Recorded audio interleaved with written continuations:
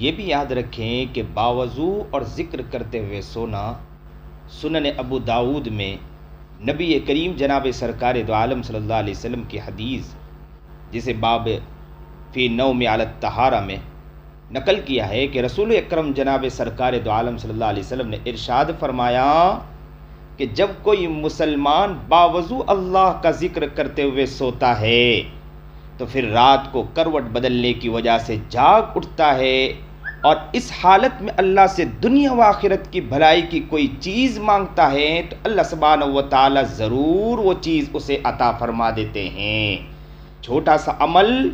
لیکن کرنے میں بہت بڑی چیز کہ انسان اگر آنکھ کھلے باوضو سوئیں ذکر کرتے ہوئے رات کو آنکھ کھلے کبھی بھی اور دعا مانگے جو بھی بھلائی مانگے گا تو یاد رکھے اللہ رب العزت اسے وہ چیز عطا فرماتے ہیں۔